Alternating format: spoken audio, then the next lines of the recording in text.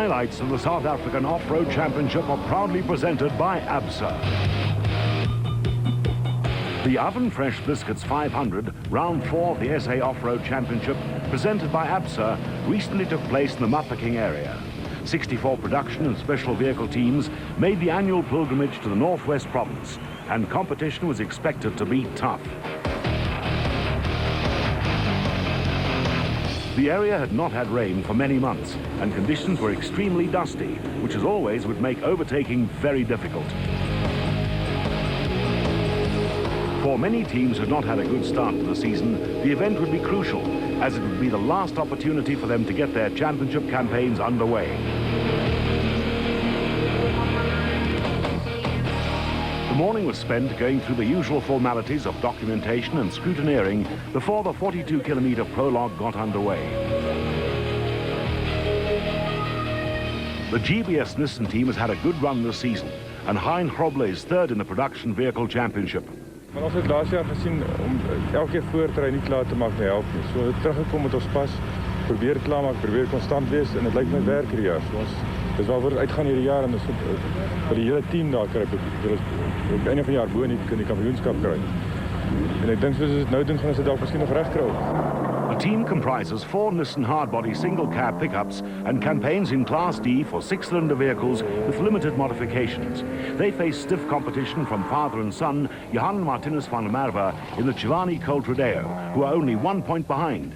Dion Skuman has performed consistently in the top car for Rodo Nissan hardbody, but is 14 points behind Grobler. Much of the attention in the production vehicle championship is focused on Class E. Well, I'm trying. We're trying to put it all together. The Class E championship is starting to look good, but just trying to focus on scoring the points, keeping it consistent, and hopefully the T guys sort themselves out, and we'll just hopefully be there to grab the points. Mark Cronier and Chris Birkin may be the runaway leaders in Class E and second in the overall championship, but former champions Manfred Schroeder and Jack Peckham, who trail the Castrol Toyota pair by 24 points, are determined to close the gap on the rookie driver. The Team Ford racing crew can, however, not afford to make any mistakes, as Kasi Kutsia and Oki Fari in the Castrol Toyota Hilux are only 3 points behind. Hannes Grobler and Richard Leek are the overall and Class T championship leaders and are very aware of the threat posed by the Class E brigade. Yeah, it's very close with everybody, and the problem is that all the lower class cars scores the same points as us in the class. So if we win overall, we probably just score about 3 or 4 points more than the Class E cars, and that's not going to be easy to stay ahead of them for the whole year. I mean, if you take our guys in the front, there's a lot of competition in the front, and to every time win your class, to stay ahead of the Class E cars is not going to be easy. Scott Abraham and Richard Carolyn in the Atlas Copco Chicago Pneumatic Jeep are second in the Class T championship and are one of only a handful of teams to have finished all the races this season. Neil Woolridge and Ken Schalthammer in the Team Ford Racing Ranger are 9th in the overall championship, 72 points behind Grobler and Leek. Despite winning every race this year, Grobler and Leek's championship lead is rather tenuous. A non-finish for the Nissan pair and another podium finish for Cronier could see the positions at the top of the championship table reversed. In Class S for space frame vehicles with trailing arm front suspensions, Nick Gosler and Glenn Stain lead the way in the O'Hagan's Kopenhagen Hotel Race Co. But Mohammed Noor and Mohammed Mulson are only 4 points behind in the Super Veg Race Co.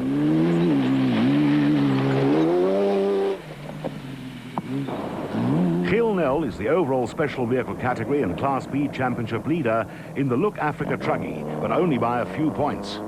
Yeah, unfortunately we had the problem in the desert race with the electronics on the car, and I couldn't really do anything about it because it came from the rev counter that blew the module, and when I plugged the second one in, it blew the second one as well. So I had bad luck there. If I could have finished there, all the other main competitors were out at that stage, so I really could have collected a lot of points there. Reigning Class B drivers champion Marcus Taylor in the Rollerbuck JRE is only 3 points behind Null in the Class B battle, while newcomer to the special vehicle scene, Andrew Birkin, is third. Nissan Sugarbelt 400 winners Gerald Mundell and Billy Bond lead Class A in the prolonged bat. It's getting quite close. We're 2 points behind Giel. Unfortunately, we had a bad result in Darling, but we did well at Sugarbelt, and we got a third place, a very lucky third place in Desert. And yeah, we're here for a finish again, try and just keep the car together. We had a lot of gearbox problems, we sorted that out, and the car feels good. So yeah, we'd hopefully get some good points here today and put us in the lead on the championship. John Moore and Fred Werner in the Shell Connex Chenoweth are second in Class A and fourth overall after 2 strong finishes. But not entering the Oven Fresh Biscuits 500 will see them drop down the order. Nissan Dealer 400 winners Atang Machaganeni and Mike Stangl in the Total Sam Racing Jimco are third in Class A and sixth in the overall standings.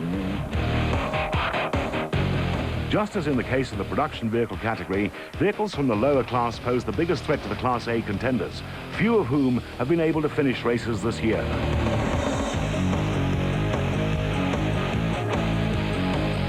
The MSA Off-Road Car Racing Commission introduced a new seeding system at the Oven Fresh Biscuits 500. The seeding list is intended for use to determine the starting order on the prologue only, and is based on a formula which takes into account the qualifying times of all competitors since 2001.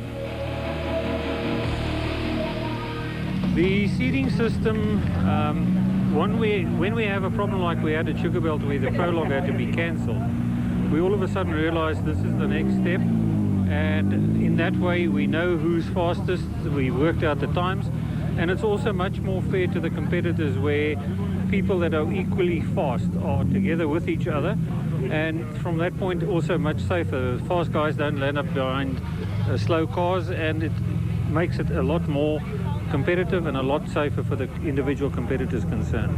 And from an admin point of view, it's also much easier. There's a fixed start time, there's a fixed, well, not a fixed ending time, but there's an ending time, and the fast people are there, you know, in that bunch who is fastest.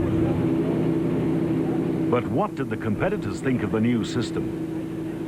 I'm absolutely delighted with it. It's the most fair way of starting. It's like rallies. We've always had the problem that we get held up. We run for the queue, and a slower car ducks in front of you, and this is an absolute fair way of doing it. I know there's a bit of muttering amongst the competitors that they're not seated on the right place yet. It will sort itself out, but I think it's the best idea that's come to off-road in the last 2 years or so. There was a mixed reaction from Team Ford Racing's Neil Woolridge. I'm all for experimenting and change, you know. If its technology is better, then we've got to go ahead, and if it's a good system, then let's go with it. But my personal feeling is that if we're trying something, maybe we should be trying on a regional event rather than a national event, where it's very, very important, and for argument's sake, you might have a slower person in front of you, and then it's actually going to hold you up a bit. But yeah, I'm all for change, you know. If it's going to work well, then fine, let's see. Today will tell. Castrol Toyota co-driver Robin Harton was upbeat about the new system. I think it's a very good idea. It's about time we did something like this. As I participate in rallies as well, I'm fairly familiar with the process, and it's worked very well there. Basically, in the past, because there's quite a big discrepancy amongst the vehicles in a particular class, whether it be A or all the way down to a Class F car, you get the quicker cars and the slower. So just having individual classes ahead of each other is sometimes a problem, in that you may be in a Class E car, which is considerably quicker than the back marker of a Class B field. So in the past we have had problems, and often in many instances we either catch the cars in the section, in the time trial, or they have to give us extra gaps, which then extends the whole field. So I think it's a good idea. Obviously in the first event now we're going to have some teething problems, I'm sure, but as it goes along I'm sure it's going to improve, and they'll just be able to polish it a little bit, and yeah, that's definitely the way to go for it. Hannes Grobler and Richard Leek topped the seeding list and are followed by proudly South African Nissan teammates Janelle de Villiers and Francois Jordan. Winner of 4 events last year, Gerard Duplessis is the top-seeded special vehicle driver and is third in the overall rankings.